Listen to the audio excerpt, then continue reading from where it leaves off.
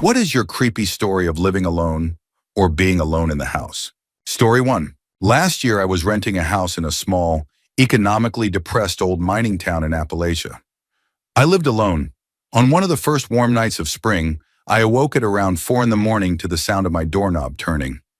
I figured someone must have the wrong address, but it kept turning persistently. I did not have a peephole or window to see who was outside, so I just approached the door from inside and yelled, "Wrong place, buddy!" Then the door started shaking violently and a hand began punching it. I tried one last time. "Wrong place! Go away, man!" Someone on the other side growled at me and started making horrifying noises like a wild animal. I grabbed a kitchen knife and called the police, then waited inside. About 10 minutes later, there was a knock on the door. I opened it cautiously to see an officer who questioned me about the incident. Then he asked me to close it again and remain inside. Again, I could not see what was happening out there, so I just turned out the lights and waited quietly with the knife in my hand. For about 20 minutes, there was just silence. Then out of nowhere, my living room window screen started to get pushed inside, and the curtain began to move. The guy was pushing out the screen and trying to climb inside. I held up the knife and yelled, "I am going to hurt you," in my most threatening voice possible. Thankfully, I immediately heard, "Get on the ground. Show me those hands." I heard another horrible wail from outside as the man was presumably tackled and taken to a police car. A few minutes later, another knock came at the door. The officer was back to tell me that the suspect had been captured. This officer was in uniform, but he was visibly trembling and super pale. I still had not seen what the intruder looked like. The next day, I ran into the officer while he was off duty, since it was a small town, and he told me that the suspect had told them his name was Jason Voorhees, probably someone struggling with addiction or another type of substance problem. Those habits do not go well with delusions involving horror film characters. Story 2. This happened in the 1970s in Australia. I was about 14. My mother and father and the other kids had gone somewhere, and I was alone in the house, out in the suburbs surrounded by bushland at night. I was reading books in my bedroom when I noticed a bit of noise. I could only just barely hear it, but there was definitely a sound. It seemed like it was coming from inside the house. But the television was off and we did not have a radio. Suddenly, everything was scary. A moment ago, I was having a good time. Now everything felt wrong. I put my book down and crept as silently as I could out into the hallway. Luckily, my door was open because the thing creaked. Once out in the hallway, the noise became clearer. I still could not quite figure out what it was, but it was definitely not my imagination. It seemed like it was coming from the kitchen, and the only way there was through the living room. So I took a breath and crept around the corner of the hallway and into the living room. I was on the balls of my feet and trying to avoid making any sound. Once there, I could see the living room was empty, but the noise was louder still. It was definitely coming from the kitchen, and even worse, I could now tell what the noise was. It was two voices and they were having a whispered argument. Now I was seriously scared. The only explanation I could think of was robbers. I spent about 5 minutes just standing completely still in the living room before deciding to try and peek around the corner into the kitchen. As quietly as I could, I crept toward the corner, moving very slowly with my mouth open in case my breath gave me away. I reached the corner and just stuck one eye around, and the kitchen was empty, but I could still hear the voices, and they were louder than ever. I could almost make out what they were arguing about. Again, I stood there telling myself I did not believe in ghosts, and I really did not. Yet how could two invisible men be having an argument in the kitchen? In the end, I started to move again, because I knew if I did not do this, I would not be sleeping that night. I crept into the kitchen and realized the voices were coming from the stove. This was in the 1970s, before stoves had those solid tops like you have nowadays. Instead, they had a steel coil. I bent down and put my ear close and discovered the voices were coming from where the metal coil joined some electrical plug before going back inside the stove. The voices were indeed two people arguing, and they were on some kind of radio talk show. When my parents came home, I showed the other kids how, if you put your ear down really close to the stovetop, you could hear radio. I am 55 now, and this is still the most frightened I have been in my life. Story 3. My fiancé and I purchased a foreclosed home in a not-so-great neighborhood a few years back. We ignored the area because of the great price, but now realize we were careless because of things like this. I was lying in bed barely awake while watching television. My fiance was still at work, so I could not sleep. It was 2 in the morning, and I was barely dozing to the crime show that was on when I heard scratching at the window. The window that was 1 foot away from me while lying in bed. I remember thinking squirrels when I heard what sounded like mumbling. Then the sound of a screwdriver lifting the window frame started. I started screaming that I had a weapon and was calling the police. The scratching noises stopped, and by the time the officers got to my door and searched the yard, there was no one there. Thinking, oh great, they think I am crazy, I thanked them, and as they were walking back to their patrol cars, their radios all started going off at once that there was another break-in reported in my neighborhood. The officers went scrambling off and I slammed the door and locked it, once again freaking out. I got back in bed to wait for my fiance to get home. He called on his way and wanted me to stay on the phone with him until he arrived. I heard loud footsteps on the wooden shed ramp in our backyard and said, "Oh good, you are home," and hung up while walking to the back door. He called me straight back and told me he still was not even in the neighborhood. So once again, I called the emergency number in total panic. He and the police got there at the same time and searched the yard again. Apparently, they had been getting calls all night about someone trying to break into the same few houses with a screwdriver. They had been one step behind him the whole night and had patrols everywhere. Oh, and the mumbling at the window? One of the officers went to the bedroom window and saw the screen removed. The intruder had disturbed a huge wasp nest when he took the screen off, and my tiny little wasp defenders saved the day. Story 4. Once, when I was around 12, I was home alone and taking a bath. I was rinsing my hair underwater, and when I lifted my head, I realized I could suddenly hear what sounded like footsteps walking across the landing. Both my parents were at work, and I knew it was far too early for them to be home, so I was entirely freaked out and convinced that someone had broken into the house and was walking around taking things or whatever. I had no idea what to do at all. I was so frightened.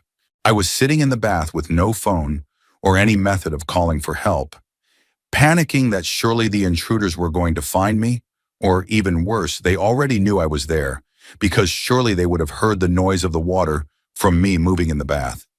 I essentially froze and sat there panicking for who knows how long before I decided to have a moment of bravery.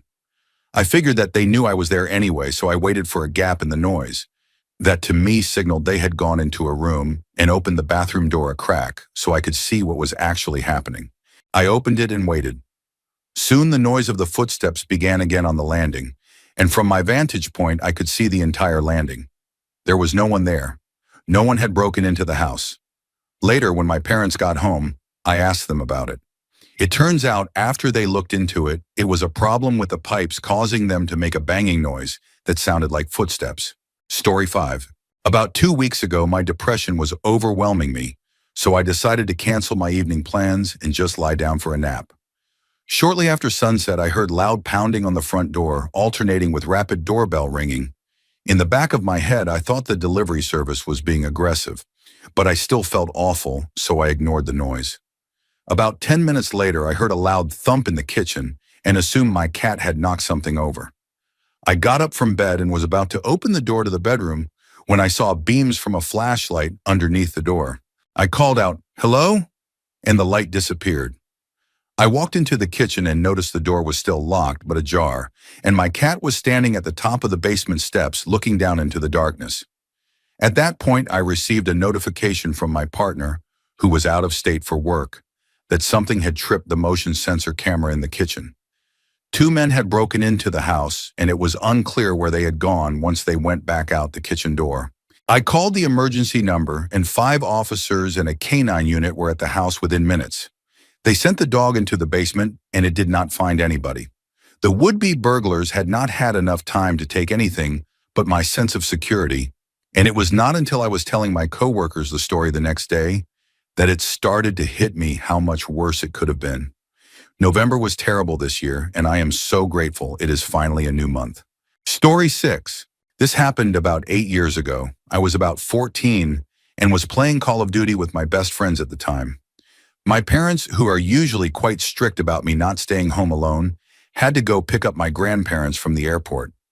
My brother, who usually stayed home with me, had a party to go to. So here I was home alone with my PlayStation and the pizza I had ordered, feeling like I had scored. My friend and I were still playing at 2 in the morning when I heard the doorbell go off. I thought, oh, it must be my parents. They must have forgotten the garage remote. I walked to open the door, but a gut feeling stopped me. That is when this man went wild. He began to pound on the door and scream to let him in. In my panic, I froze in place, but I managed to get the house phone to call 000, which is our equivalent to 911. I also called my parents because I was 14 and freaking out. The friend I was playing Call of Duty with could hear the entire thing through my headset, and I had not even responded to him yet. So I was juggling my call to the emergency services as well as to my parents. I hung up with my parents, and that was when the banging stopped. I thought, thank goodness, maybe he has moved on. As I continued to talk to the phone operator, I began to hear the loudest bangs I had ever heard. He was trying to break a window to get in and was still screaming to let him in. By now I had called the police, and I was ready to accept whatever would happen when I heard a commotion and my older brother opening the door. It turned out the man had grabbed a statue and was banging on the window with it. It still amazes me that the window did not break. My brother and his friends threw him down our stairs. Coincidentally, that was when the police also showed up. It turned out the man was a shirtless 20-year-old who was high on a hallucinogenic substance, and he had bolted from a party down the road after being caught in an intimate situation with the birthday girl by her parents. The paramedics were called, and by this time, we had given him a blanket and warm water. The paramedics told us if he had been outside for another hour, he would have died of hypothermia. We declined to press charges, and his parents came and apologized profusely. They have never bothered us again. Story 7. Alone in my aunt and uncle's house in rural Ireland. It was winter time and about 6 in the evening, so it was dark outside. I was not expecting them back for another hour or two. I had been playing commandos on their personal computer all day, and as it grew dark, I had not bothered to turn on any lights. I got up to go use the bathroom and still did not turn on any lights. As I was there, I heard a vehicle come up the gravel lane. I finished and went to look out the window. It was a white van, and I saw 3 men get out of it. I dropped to the floor and immediately started crawling toward my aunt and uncle's bedroom. I opened their wardrobe and crawled into it. It was a huge old oak wardrobe. I threw some clothes over myself and hid there. All I could think of was that strangers were there to rob the place.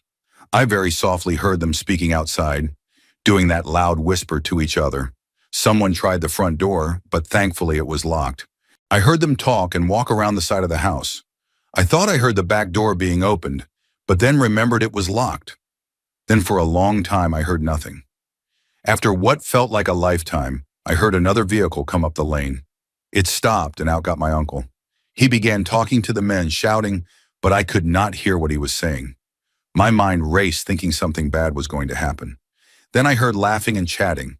I crawled out of the wardrobe and peeked out the window. My uncle clearly knew these men and was having a friendly chat. Even though no one could see me, I went red with embarrassment.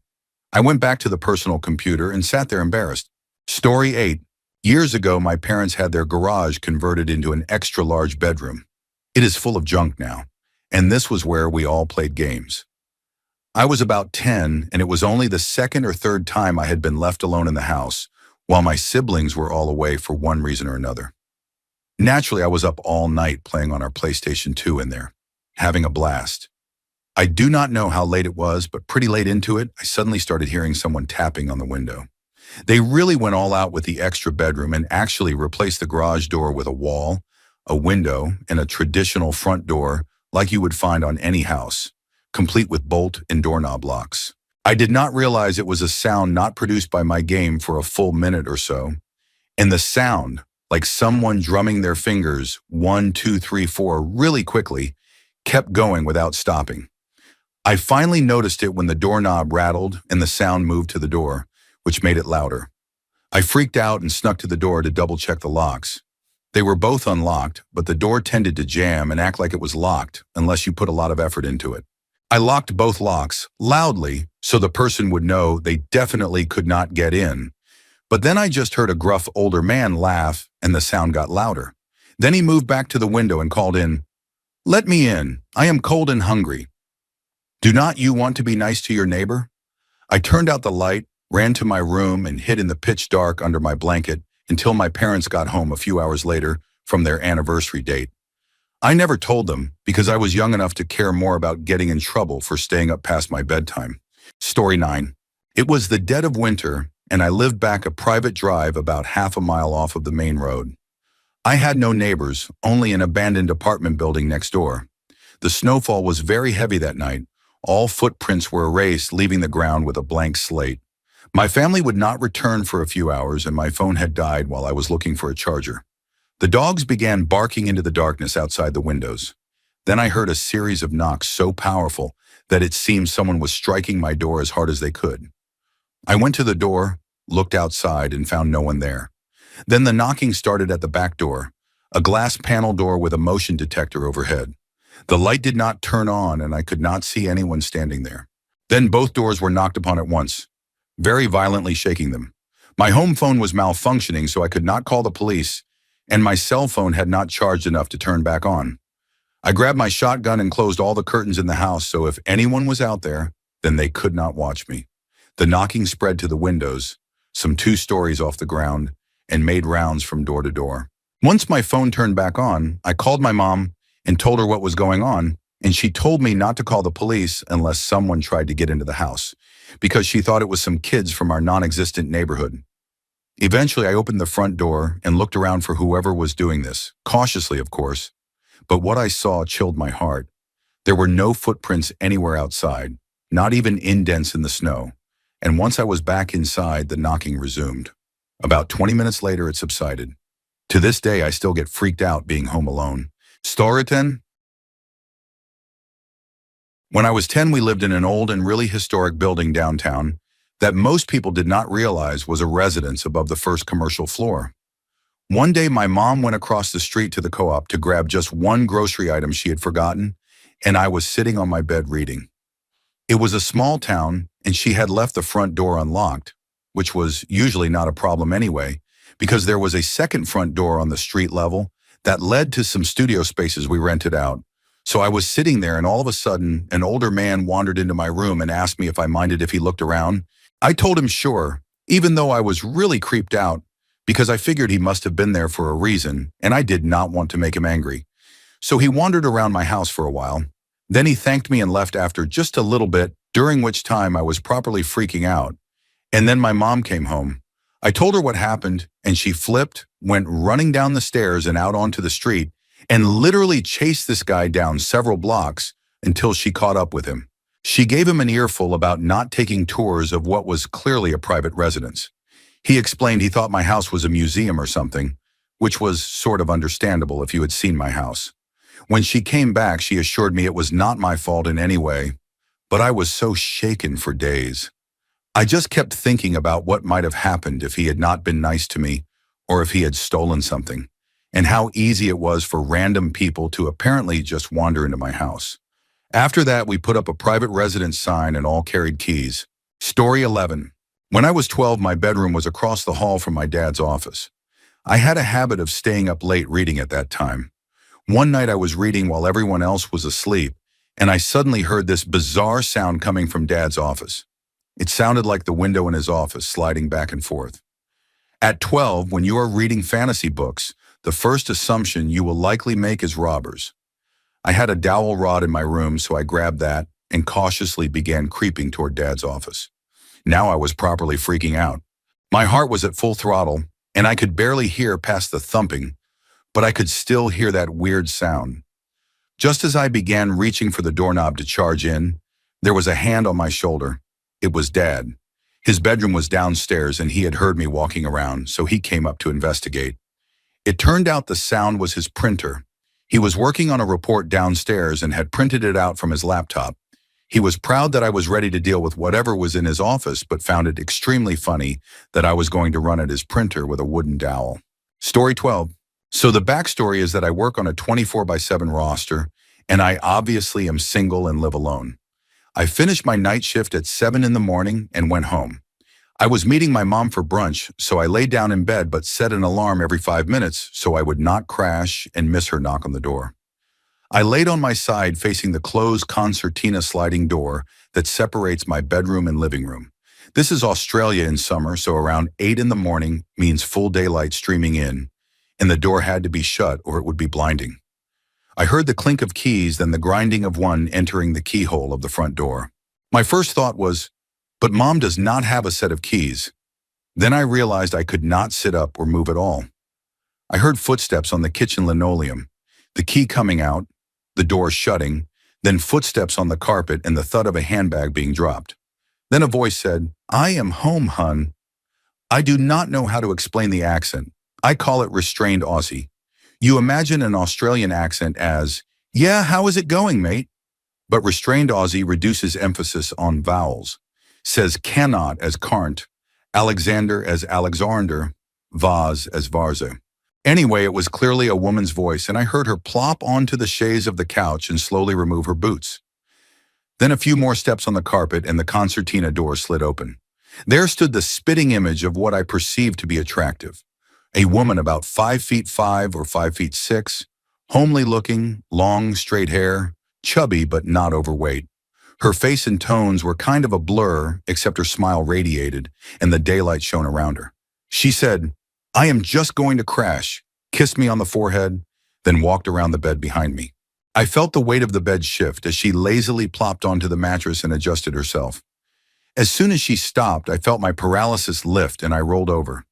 Obviously, no one was there. But a few things were really unsettling about this. At no point did my eyes open, meaning this was a hallucination, not a dream.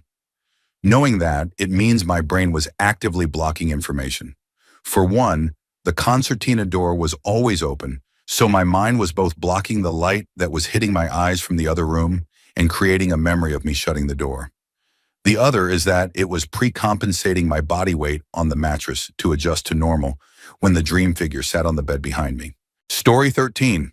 When I was 6 years old or so, I used to share my room with my brother, and one morning I woke up and he was not in his bed. It was barely dawn, so the room was dark, and I was obviously scared. I went to check in my parents' room to see if he had climbed into bed with them, and they were not there. Nobody was home, so I went outside because I could not stand being alone in the house by myself. It was so foggy I could barely see my driveway.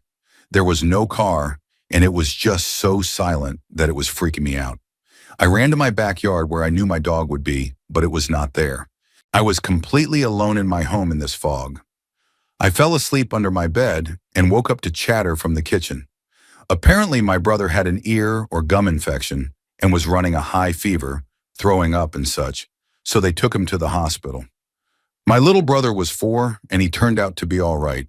My dog was just out and about somewhere in the neighborhood and was not close to my house when I was outside. In southern Louisiana, we do not have fences in a lot of the neighborhoods, and we lived a little distant from the next house over, so this was common. It was the silence that made it so creepy and scary at the time. Waking up alone in the morning, not knowing where your family is, and having an eerie fog complement the frightening morning just seemed so terrifying at the time. Lying under my bed trying to fall back asleep seemed like it took hours. Story 14. I was home alone when I was about 13. My mom was at work and my sister was at school while I skipped, as I always tended to.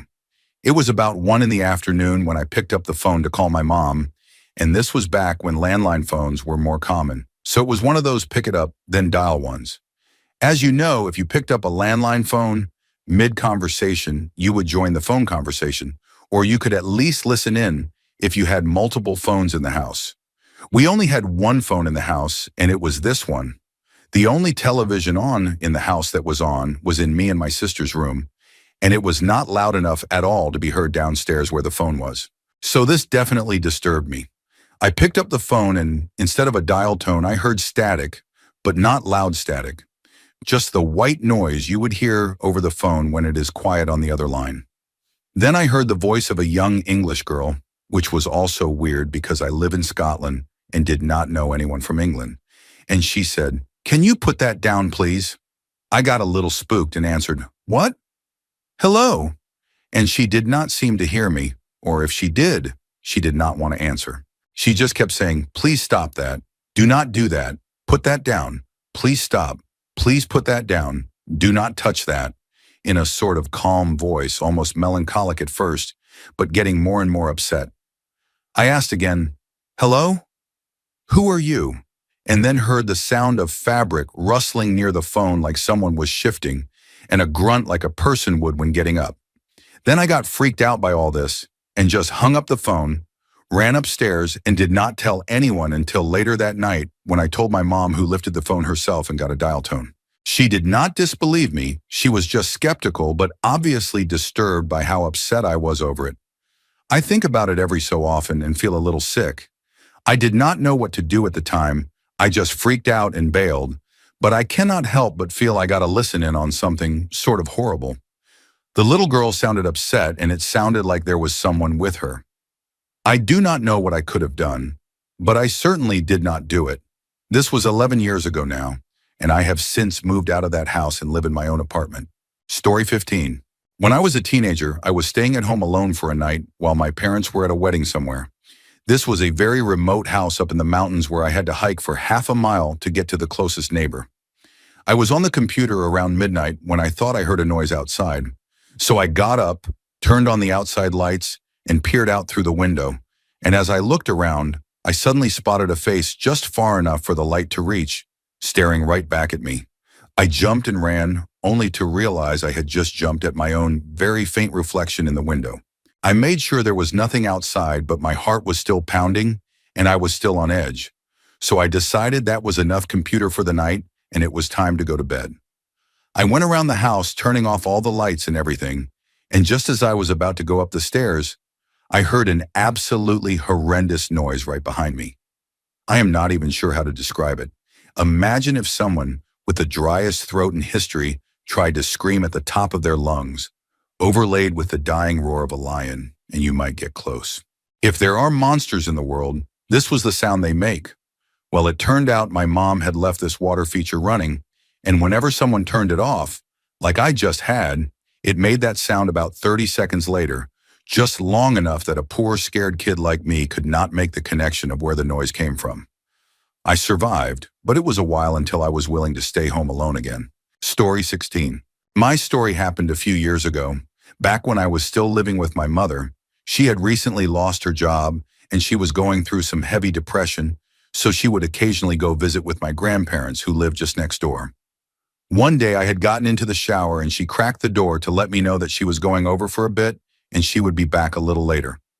I figured it would give me a little alone time, some time to play some games and just recharge, since her depression had been starting to affect me too. I got out of the shower and headed into my room, which meant I had to pass her doorway. Looking in, everything seemed to be in order. Nothing looked strange or out of place. It was a weird habit I had that I would look in a room as I passed by. So as I was in my room drying off and dressing, I heard the sound of her sliding closet door move. This door was really heavy and impossible for the wind to move, so I figured my mom might have forgotten something and came back to grab it, and I just had not heard her. So I went to look into her room, and nothing had moved. These doors made a pretty distinct sound, and I had heard it so many times that I knew what it was immediately. My mom was not in her room, and she was not anywhere in the apartment. I was kind of freaked out, especially since I had a habit of seeing shadows on the wall moving down the hall toward our bedrooms. This apartment had always kind of spooked me a bit, but I loved it all the same. Story 17. When I was about 7 years old, I was home from school one day with a cold or flu or something like that. My parents were at work, and my nearly 80-year-old grandma had come over to be with me. I was in bed and she was somewhere else in the house. The cleaning lady Betty suddenly came into my bedroom and sat down heavily on the chair by my dressing table. She was breathless and managed to say, "Are you feeling better?" before collapsing sideways against the dressing table, awkwardly hitting her head and ending up sprawled under the table with her head at a strange angle. I was terrified. I waited a moment or two, then approached her, just in time to hear what I much later learned was called a death rattle. Some vomit came out of her mouth. I ran to call for my grandma. She came in and very quickly bundled me off to a neighbor's house, where I stayed till the end of the day. I knew she had passed away, but my parents pretended for at least 10 years that she had just fainted. It was pretty harrowing, and I moved out of that room fairly quickly afterward. My little brother moved into it. He was far too young to grasp what might have gone on. I can still see her falling and remember the noise she made. Horrible memories. Story 18. It was scary then, but funny now. Next door are people struggling with addiction, and one night my mom was at work, and I was falling asleep when I heard a loud thumping. I ignored it at first, but it got more persistent, and it turned into loud banging sounds that were getting louder. And then the screaming started. So I started to get scared. With my phone in my hand, I went to the window and looked outside. One of my neighbors had a manic look in his eyes and was outside with a large tree branch in his hand, banging on my and his girlfriend's windows with it, while screaming at the top of his lungs and doing a strange dance. At this point, I was petrified and frozen when he suddenly stopped and looked up at my window, still with the manic look on his face. He saw me and we stared at each other for about 10 seconds. Then he dropped his stick and went back into his house. I was scared the rest of the night and was jumpy at any noise. I only fell asleep when my mom got home. This is only one of the many creepy things that have happened to me since moving to the area. Story 19. So it is not really creepy, but it was weird. I moved into my place a couple of years ago. 2 weeks into it, there was a little flower necklace in my mailbox one day. All right, whatever. I threw it out and kept on going. The next day I came home and there was a pair of sunglasses that looked female to me but could probably work for anyone. And a note that basically said, "Hey, I think you would look good in these. You should wear them next time we are together." So clearly this person probably just thought I was somebody else. Again, I ignored it, kept everything as evidence if needed, and moved on. 3 days later, I came home and checked my mail expecting there to be something. Nothing. Okay, cool. Maybe they stopped. I headed up to my door and there were undergarments hanging on the doorknob. Now I was fairly uncomfortable because they had come up to my place instead of the group mailboxes downstairs, which meant they knew which apartment I was in. I was pretty sure it was still a big misunderstanding, so I wrote a note and put it on my door that basically said, "Hey, I do not know who you are, but you need to stop. I am not whoever you think I am." Everything stopped. A year later, to the day I came home and found another flower necklace in my mailbox.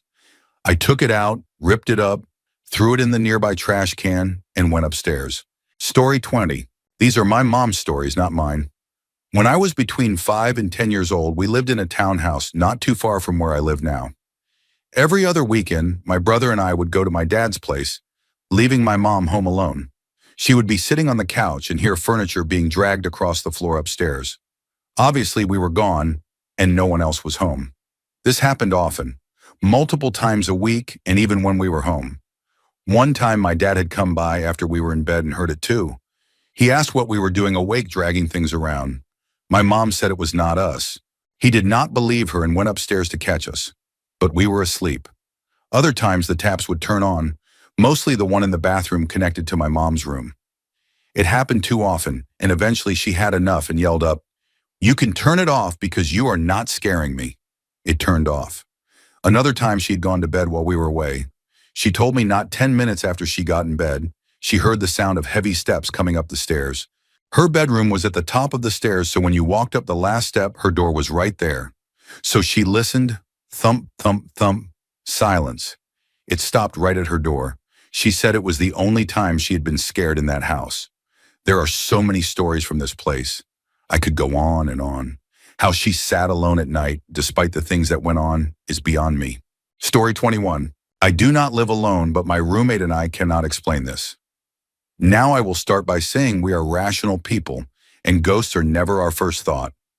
We had gone to bed one night, and from her room I heard 3 loud separate bangs. I just figured she kicked her safe, backpack, and another heavy object onto the floor and went to bed. Come morning, I woke up and did my usual first bathroom trip when my roommate called me into her room. She told me that right before I woke up, she went to make breakfast and found our freezer wide open. Everything inside had defrosted and spoiled, so it had been open for a considerable amount of time. We both went to investigate and tried to figure out what could have caused it to open on its own. No windows were open, so no pressure change, and there was no free space on top, so it was not the cat. Then she asked me what I was doing last night to be so loud. She also heard 3 loud bangs, but was positive they came from my room. Now I was concerned because we agreed they definitely did not come from the kitchen. We tested that theory by throwing open the freezer as hard as we could, and it barely made a sound. The magnets flew off in testing, but were on when we found it. So it was not the freezer. Story 22. When I was 9, my unstable mom married my awesome stepdad. He worked a swing shift in a factory, and that week it was the second shift's turn. We did not have a lot of money, so we did not have a phone, and my mom was afraid of her own shadow. It did not help that we lived 12 miles from town with no close neighbors. So Dad was at work, and Mom let me stay up to keep her company until he got home.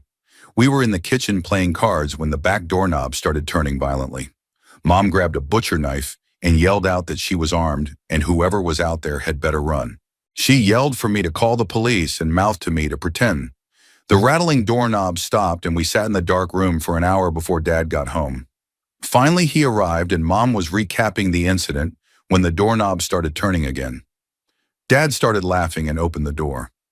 Our cat had his front claws embedded in the wood door, and his little hind feet were trying to balance on the knob. Mom had nearly had a heart attack over a cat burglar. Story 23. I was about 21, but looked a lot younger, and had recently moved into a duplex. I was supposed to maintain the front yard, the neighbors the rear, so I was doing a bit of work outside one day to tidy it up so I could plant some flowers under the window. I popped inside to cool off for a few minutes and ended up drifting to sleep on the couch. I woke up to someone knocking and looked out the peephole to see what looked like a door-to-door salesman. I did not want to hear a pitch, so I just stood there quietly waiting for him to go away when he turned my doorknob and slowly began to open my door. I pushed back hard and slammed it shut on him, grabbed my metal bat that was within arm's reach, and pulled the door back open a couple of inches. He looked a bit surprised and asked, "Are your parents home?" I told him no, and he handed me a brochure for a meal delivery service for the elderly. I shut and locked the door, moved over to the window, and watched him hurry down the street and out of view. I got a big dog after that and made sure to not leave my door unlocked anymore. Story 24. I was home alone just a few years back. My parents tend to go out to a dance club a couple of towns away and do not get back until about 4 in the morning. This day, just like any other, I was sitting in my room next to my window, watching something on television, who knows what, probably Scrubs. My bedroom window is fairly big and frosted with a dark curtain covering it. It sits directly next to our front door, which leads to a porch. It was about 2 in the morning when suddenly I heard this loud banging on my window, not a foot from my face. Confused as to why someone would hit my window so hard, I waited a minute or so to see if someone called out or knocked again, when suddenly there were 3 more desperate knocks on my not-so-thick window. At this point, I started comparing my situation to that of a horror movie and convinced myself that checking would lead to certain danger. I finally got the courage to check who it was from the inner door of the porch and saw faint movement in the parking lot in front of my house.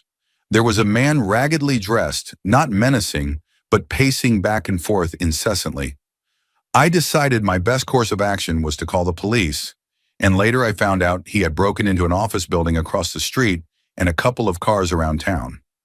I am not sure what happened to the guy or why things turned out the way they did, but I am really glad I did not answer the door. Story 25. Last year I was in my university flat just on my laptop in bed. Both my housemates had gone to their boyfriend's house, since their boyfriends lived together. As I was just chilling at about midnight, I heard the keys go in the door. Great, my housemates are back, but it seemed to be taking them ages to get in, so I was not sure if they were just having trouble with the lock or if they were drunk. After a few minutes, I heard a man cough, so I thought my housemates had brought their boyfriends back. When I went to the top of the stairs to see what was taking so long, there was no one there, so I thought I would look out my window, but it was hard to see. As I was looking out my window, there was furious banging on the door, followed by someone screaming to let them in. I did not recognize the voice, so I freaked out. I grabbed an empty glass bottle in a panic and ran out the back door of my flat, calling my housemates at the same time. As I went to the front of the flat, I saw a guy in white jeans and a white top run off. Later that night, I saw a police car pull up with the same guy. It turned out he was absolutely drunk and was trying to get into the wrong flat. He lived a couple of doors down.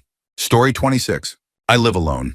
Back when I first moved in, I had not put in a cat flap yet, so I got into the bad habit of leaving the back door cracked open a touch for my cat to go in and out, but I would usually block it, a sliding door, with a bit of wood so it could only open 6 inches or so.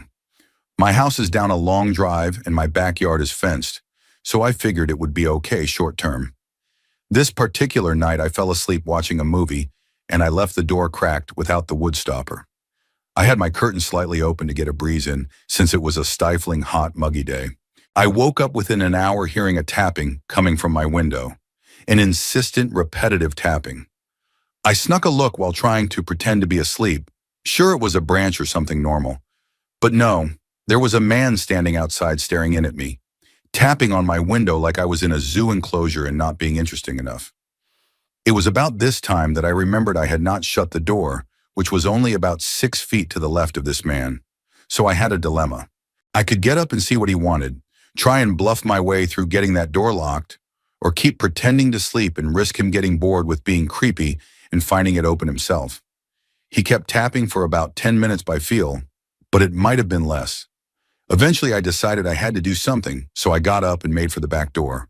The man stopped tapping and met me at the door. It turned out it was my neighbor, and he was extremely drunk. I could smell the alcohol from a good 4 feet away, and he was swaying on his feet. I got in position to slam the door shut and bolt for the front door if he tried to force his way in. He slurred out, "What are you watching?" Inkheart. Can I watch?" "No." "Oh, good night." "Good night." And then I shut and locked the door as he stumbled off to his own house. That was the last day I left the door open or slept with my curtains open. Story 27.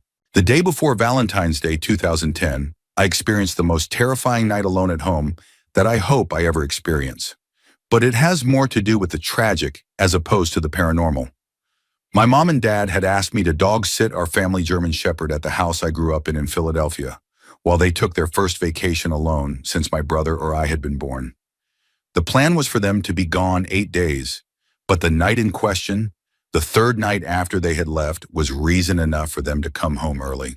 I was sleeping on the couch in the living room, as my old bedroom was now a storage room for my dad's stuff. And around 3 or 4 in the morning, an explosively loud bang woke me up from a dead sleep, and my dog started going crazy. I assumed it was his barking that had woken me up.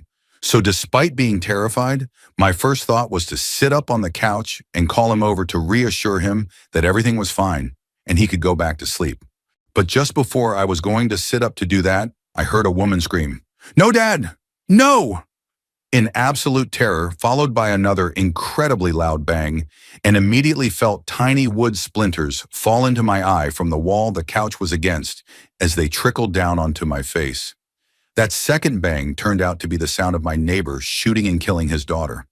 Those wood shavings that had gotten into my eye were from where the impact of either her body or the bullet or both, hitting the wall directly on the other side of where I was sleeping, had splintered some of the brick between our houses and caused my living room wall to push in a few millimeters.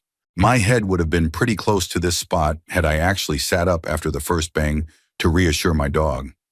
Given that the bullet did not actually come through the wall, I would have been fine even if I had sat up. But knowing what I know now, I'm glad I laid there for that extra second. Naturally, I called the emergency number, made sure my front and back doors and all the windows were locked, because the last thing I needed was for the man to try to get into my house. And within 3 minutes, the next bangs I was hearing were those of the police kicking his door down and screaming for him to get on the ground.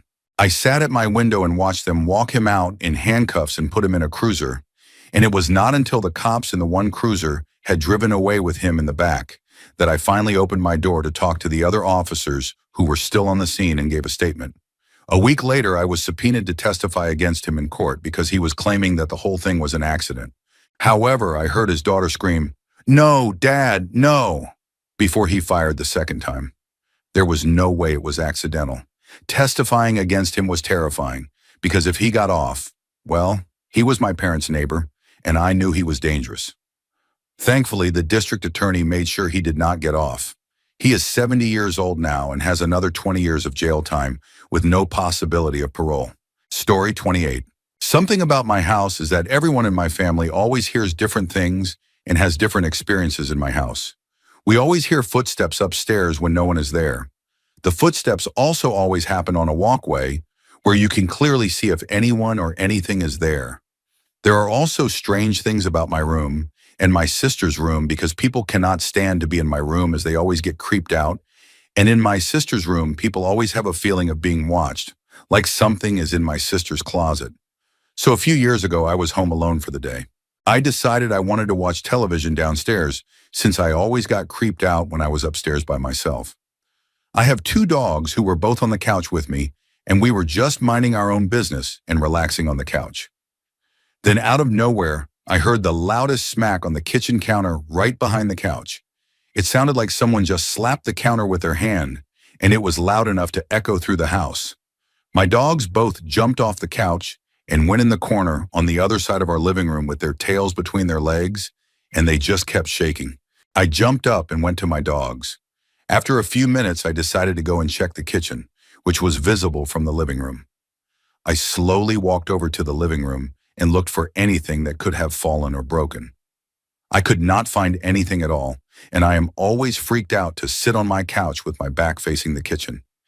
I have many more stories of different creepy and unexplainable things that happened to me or my family in my house, if anyone is interested. Story 29. I rented a house in Japan that was a few $100s cheaper than most because the house was surrounded by graves. Apparently, this scared the locals deeply, and the house sat unoccupied for some time.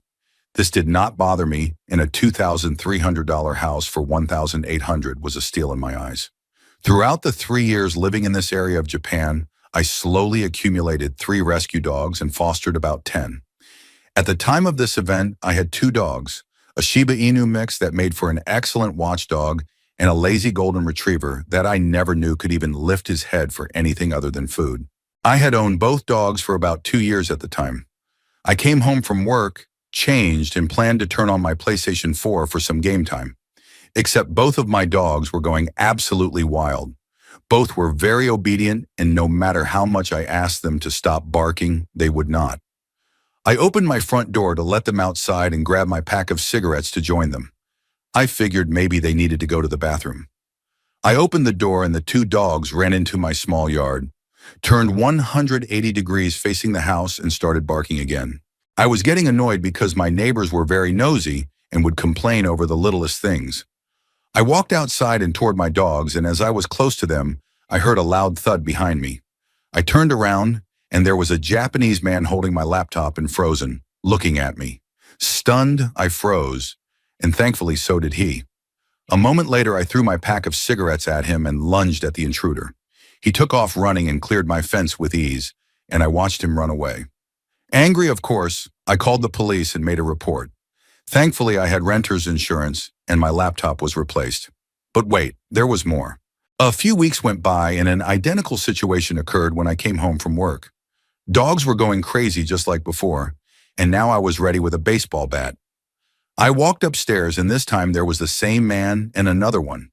They were trying to steal my television. I chased them out of the house, called the police again, and nothing came of it. 2 against 1 in my house was not ideal in my eyes. I called my housing agency and let them know I needed new locks on the doors. I received my appointment, and when the day came, a man rang my doorbell. I used the camera on my doorbell to check who it was, and no joke, it was the original thief. I called the police while repeatedly saying, "Hold on, please. I am not clothed," to the thief. The police showed up, the man was questioned, and then let go.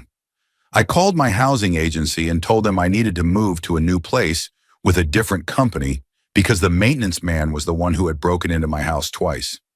I cannot make this up. The reply I received was, "It is because the house is haunted, huh? You are imagining things. Please do not waste our time anymore." I ended up replacing the locks on my own, keeping the keys, and finishing my lease. Every night I was scared that this would happen again. Now I live in the United States and have my own security cameras watching the inside and outside of my house's points of entry.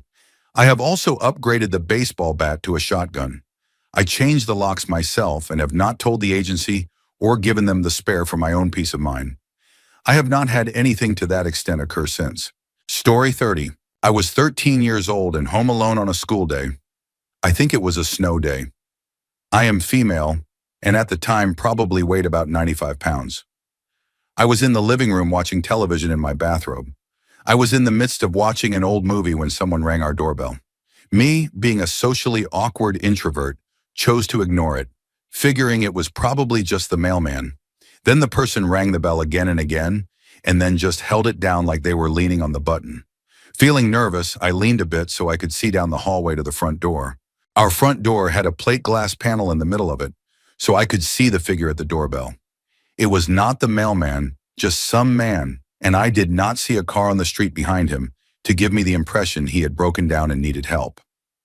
My heart started beating really fast as I pulled my head out of the doorway. This was the 1990s, so cell phones were not common, and our home phone was on the other side of the living room. So I would have had to cross into the man's line of vision, as he could have seen me through the window in the front door, to use it. My heart was racing as I tried to figure out what to do when all of a sudden the doorbell stopped. I looked again and saw the man was gone. Quickly, I closed all the blinds in the living room, including the curtain that we had for the sliding glass door in the living room. The living room faced the back of the house and had a sliding glass door that opened into the backyard. I waited a few moments, my heart still beating hard, and wondered what I should do next. All of a sudden, I heard someone trying to pull open the sliding glass door. I was petrified. It stopped for a moment, and I tried to hide behind a chair. I wondered if it was possible he could get in the sliding glass door, and if one of my parents had forgotten to lock it after letting the cat out. Then the sound at the sliding glass door stopped. I kept hiding, my heart beating so hard that I was shaking. A few seconds later, I heard glass break from another window. At that point, I vaulted out from behind the chair, ran across the room, leapt over the couch, flew down the hallway to the front door, flung it open, and ran as fast as I could to our neighbor's house across the street. I was terrified. Later, after the police came and took my statement, the neighbor told them that she had opened her door to see me running toward her and then saw a man in my driveway watching me before he took off running the other direction. It was a very long time after that before I could be home alone without getting scared or answer the doorbell when home alone. Story 31. I moved to Miami around 2009, and I started working for a real estate company. This was around the height of foreclosures and short sales. The broker and owner of the company approached me one day and asked how I would feel about staying at one of their places rent-free. Me being broke jumped at the idea. It worked out because my roommate was not interested in renewing the lease, so off I went. It turned out to be a 5-bedroom, 3-bathroom, decent-sized house. I was a single guy in my mid-20s, so I had a bed and a computer with a television. Needless to say, I only used one room. However, when I finally got to the place, it was super creepy, so I took the master bedroom and closed off all the other rooms. The first few nights were fine. Then one night I was making some pasta and filling up the pot to boil it when I heard the faucet in the creepy bathroom I never used turn on. It was attached to the kitchen. I immediately turned off the kitchen faucet and it stopped. So I thought there was no way this could have happened and walked into the bathroom. And sure enough, there were water droplets in the sink. I thought I was going to have a heart attack. From that point on, other weird things happened, like I would wake up and my mattress, which was king size, would be halfway off my bed in the morning, and the chain pull light in the bedroom would come on in the middle of the night. I was never so happy to move out of a place in my life. It turned out I was basically a squatter for my boss, so that the bank could not foreclose on the house while she was negotiating with them. Within a week of me being gone, they changed the locks and seized the house. Story 32. I was home alone with the dog while my husband was helping some people move. Their house was an hour away from ours since we live out in the woods on the outskirts of town. It is a very small neighborhood with probably a dozen houses sitting next to a few ranches. There is not much traffic in the area, so usually there is not much going on. It had been a few hours and I was expecting him home soon, so I started cooking dinner. It had gotten dark and I happened to notice that I had forgotten to lock the front door. I locked it and went back to cooking while listening to some loud music. About 5 to 10 minutes later, the doorknob started jiggling. We regularly struggle with the lock, so I went over to help my husband with it when something told me to stop and stay in the kitchen. Right as I stopped, my phone rang. It was my husband. Before he got out a word, I said, "It is stuck, is it not? I will get it." He was very confused and told me he had just gotten done. I laughed and told him obviously, and he said he might not have service for the hour drive. My blood ran cold because the whole time we had been talking, the doorknob had been jiggling loud enough for me to hear it over the music and across the room. I started telling him what was going on, and the jiggling became banging and scratching on the door. My dog was growling and barking the whole time. I closed the curtains behind me and stayed hidden in the kitchen. The noise stopped after about 10 minutes, but we were too shaken up to move. When my husband got home, he looked around, saw nothing, and told me it could have been an animal. It was way too loud, though. Just a week before, someone had cut lines on our motorcycle, and a week before that, someone had messed with our mail. Unless it was a random stranger, there is only one couple other than our best friends who know where we live, and the girl has been very jealous of me. My husband thinks I might have a stalker. Story 33. I do not live in a house alone. I live alone in my apartment building. And the building is full of tenants, so I have many neighbors, just a wall or a door away. And this incident has never made me more grateful for that. I often do house chores in my apartment, listening to music or podcasts. I do this with earbuds in so I do not disturb my neighbors. One evening, I was doing chores just like this, more or less deaf to the world. At one point, I stepped out of my apartment to do some laundry. A neighbor across the hall poked his head out from his apartment and asked me if everything was okay. I responded with a dumb look. In response to my dumb look, his concerned expression became spooked. Someone was trying to get into your apartment. I went pale and nearly dropped my laundry basket. What? He told me he had seen an older man trying to enter my apartment. Fortunately, my door was locked. He questioned the older man about what he was doing. The older man had responded that he was there to meet some guy named Steve. Was someone by that name at my apartment? To this I said, voice trembling, "No, I live alone. I have had my apartment for 3 years, just me." The guy from across the hall looked as spooked as I felt. He said the older man left, but he also seemed like he was mentally ill or under the influence of substances. I decided I did not need to do my laundry that night, returned to my apartment, and not only kept the door locked, but put a chair against it. Even if the incident was a mistake, I was very disturbed that someone had tried to get into my apartment while I was home, and that I had been utterly unaware of it. And if the timing had been off just a little, I could have run into this person while I was heading out with my laundry.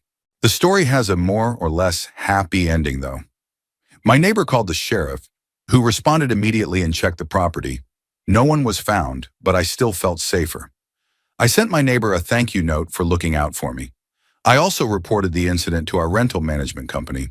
In the rural area where my building is, there is no requirement for the outer doors of an apartment building to be locked, so anyone was free to walk into the building and up to anyone's front door.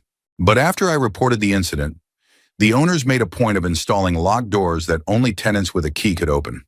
This incident still affects me, and the fact that I watch and listen to true crime stories does not help at all. At night when I am in bed, I still sometimes get up at the slightest strange noise and check my door and my windows, even though I live on the second floor of my building. I have even checked my closets a few times. Story 34. The hallway between my room and the bathroom is the creepiest place in the world. I cannot and never have been able to sleep with the door open because I always felt like there was something watching me. I stayed in another room in the house for a while, and I never had this problem, nor have I ever had the problem when staying anywhere else. But as soon as I moved back into this room, the feeling came back. Even during the day or with the lights on it is a little freaky, but at night and in the dark, that being watched feeling intensifies. Even worse, the feeling sometimes follows me into the bathroom. More than once, I have been utterly and completely convinced that there is someone else with me in the bathroom when I am in the shower, only there is no one there. What makes this even creepier is that there is the potential for ghosts in the house. My mother's first husband died of cancer, and she has said that she sometimes thinks that he is still hanging around. My father also swears that my uncle is here, even though that does not make much sense since he never spent that much time in the house. My father has also claimed to see shadow people, usually in this hallway. So either my mom's first husband is lingering in the house, or my uncle is. We have also had quite a few animals die over the years, and sometimes I still hear them. My old dog's tags jingling, our incredibly overweight cat walking around, my hamster from when I was 12 running in his wheel. I also think that I have seen them, in particular our long-haired gray cat. And there have been times when I have felt something jump up on my bed, only for nothing to be there when I looked. But that is more comforting than creepy to me, so take it as you will.